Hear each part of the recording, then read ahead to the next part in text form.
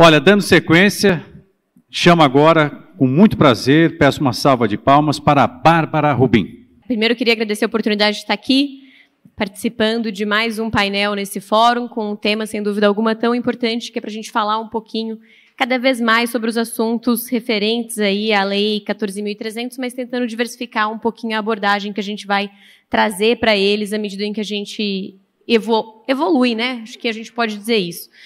Me apresentar brevemente, meu nome é Bárbara Rubim, eu sou advogada, trabalho no setor elétrico há 10 anos, sou CEO de uma empresa de consultoria, que é a Bright Strategies. O que a gente faz é estruturar projetos de energias renováveis e nos últimos 4 anos a gente estruturou 400 megas em projetos de geração distribuída, nos diversos modelos de negócio que a gente tem. Além disso, também sou vice-presidente do Conselho de Administração da Besolar. Tive a honra também, já pela Besolar, de participar do processo da 687. A Besolar foi fundada em 2013, então a gente acompanhou bem esse processo de revisão, e inclusive também todo o processo que originou a primeira lei de Minas lá em 2013, que deu a isenção, depois a segunda lei em 2017, e a gente pode falar um pouquinho mais sobre esse processo de prorrogação também da isenção de ICMS em Minas Gerais, porque a gente tem discussões ativas sobre isso com a Secretaria da Fazenda e com a Secretaria de Desenvolvimento Econômico, exatamente para a gente conseguir ter um pouquinho mais de segurança o mais rápido possível. Eu trouxe a linha do tempo, eu não quero falar muito sobre ela, porque eu falo muito sobre ela em vários fóruns. Mas, minha mãe e minha avó me ensinaram que mãe educa porque repete.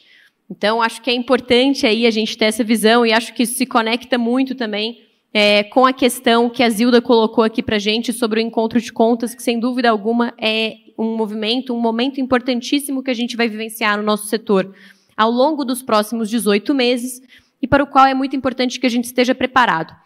Esse slide ele pode ser um pouco cheio, eu diria, um pouco confuso porque ele é bastante denso, mas a ideia aqui é realmente apresentar toda a linha do tempo que a gente tem, que foi trazida pela Lei 14.300. Então, a gente começa com a publicação da lei no começo desse ano, a lei é do dia 6 de janeiro, foi publicada no dia 7. Com a publicação, começa o período de vacância, que são 12 meses. O que a gente chama de período de vacância? Eu acho que fica mais fácil entender toda a dinâmica que foi criada com a lei se a gente compreender que ela criou efetivamente 3 períodos muito distintos.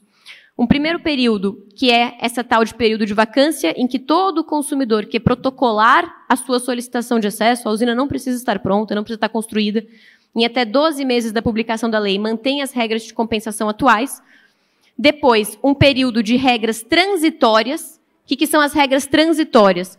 São as regras de valoração dos créditos de energia que vão ser aplicadas aos consumidores que protocolarem a sua solicitação de acesso a partir do dia 7 de janeiro de 2023. Essas regras vão se aplicar para esses consumidores por um período de 6 ou 8 anos. Por isso que eu chamo esse período de transitório, porque ele já não traz as regras definitivas. O que vai definir se são 6 ou 8 anos?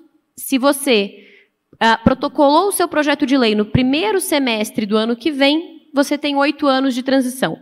Se você protocolou o seu projeto a partir do segundo semestre do ano que vem, você tem 6 anos de transição. Não é exatamente semestre, tá, gente? Mas o marco aqui é exatamente a conclusão do encontro de contas. Então, ou seja, se você protocolou o seu projeto sem conhecer o resultado desse encontro de contas, você tem uma transição mais longa. Se você protocolou já conhecendo, porque o encontro de contas, como a Zilda comentou, dura 18 meses, portanto, significa que no meio do ano que vem a gente vai ter o resultado dele. Então, se você está desenvolvendo a sua usina após esse resultado, a sua transição é mais curta, porque você assumiu já você já sabe o que vai ser aplicado para você. Então, esses 2 anos que a gente colocou quando a gente estava discutindo, estou vendo o Carlos aqui também, que participou bastante desse processo de discussão da 14.300 com a ANEEL, a ABRAD, Ministério e assim por diante.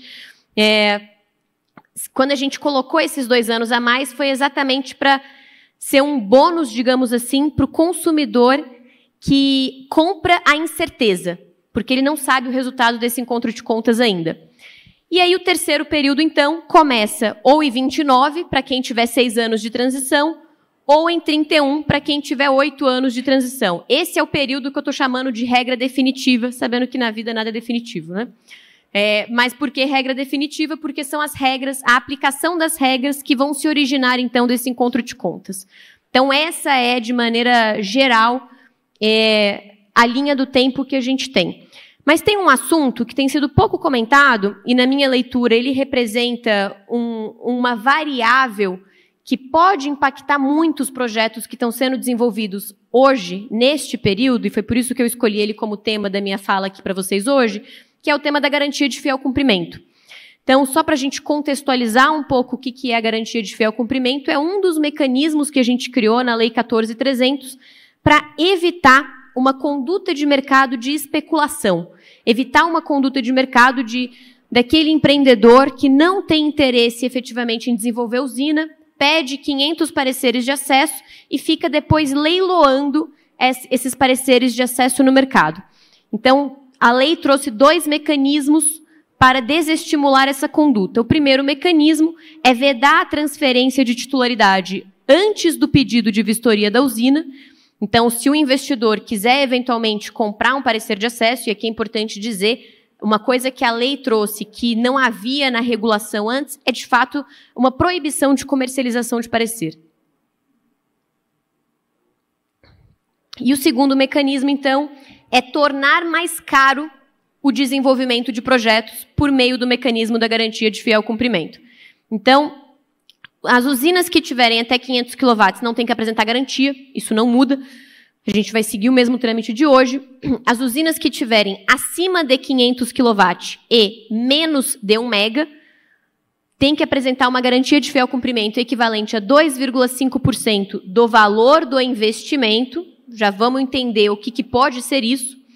E as usinas que tiverem acima de 1 mega, já em 1 mega, tá, gente? Então, 1 mega inclusive, tem que apresentar uma garantia de fiel cumprimento equivalente a 5% do valor da usina. O que a gente sabe hoje sobre esse assunto?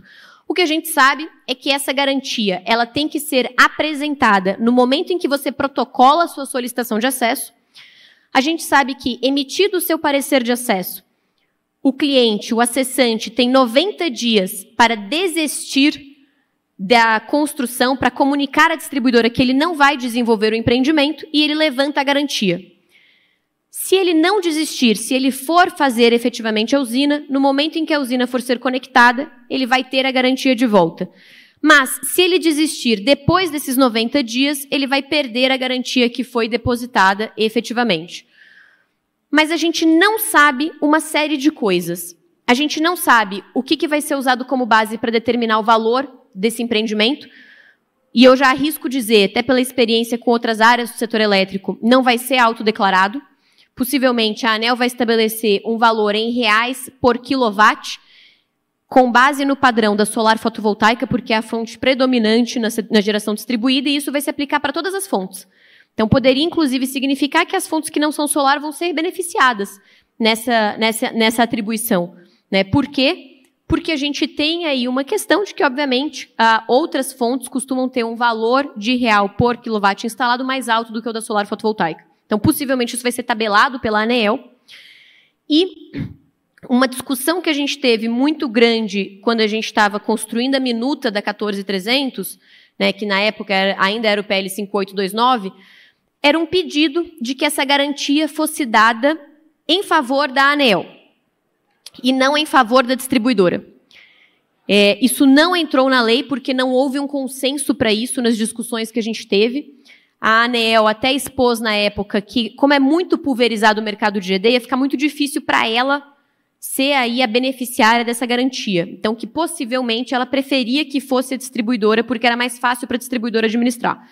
E aí até o que a gente tinha colocado, que são vários pontos, né? Na verdade a garantia pode ser dada em favor da ANEEL, mas a distribuidora pode ser a gestora desse recurso. E outro ponto também é que se a distribuidora passa a ter a obrigação de receber isso, isso vai aumentar os custos de operação da distribuidora. Sem dúvida alguma, isso vai ter que ser refletido também num processo de revisão tarifária. Mas, ainda sobre a garantia, tem 2 pontos que eu quero comentar com vocês, que né, a garantia é dispensada não para a geração compartilhada, para o EMUC, para a cooperativa e para o consórcio. Para outras modalidades de geração compartilhada, como associação, por exemplo, a gente tem que prestar garantia de fiel cumprimento ainda. Então, essa é uma questão que muitas vezes eu vejo, tenho visto confusões sobre isso. Mas, um outro ponto aí mais importante ainda é que apesar de ser claro para a gente que a ANEEL tem que regular esse tema, não é claro para a gente quando é que esse tema vai ser regulado.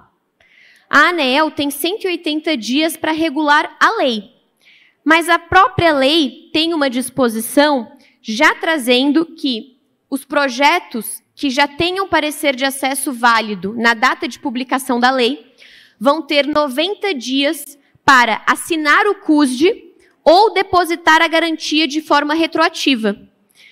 Vocês concordam comigo que a gente tem duas coisas que a gente pode assumir? Ou a gente vai assumir que esse artigo está contraditório ao prazo de 180 dias para a ANEEL regular, ou a gente vai assumir que a ANEEL vai regular esse tema em separado e a regulação dele vai vir muito em breve.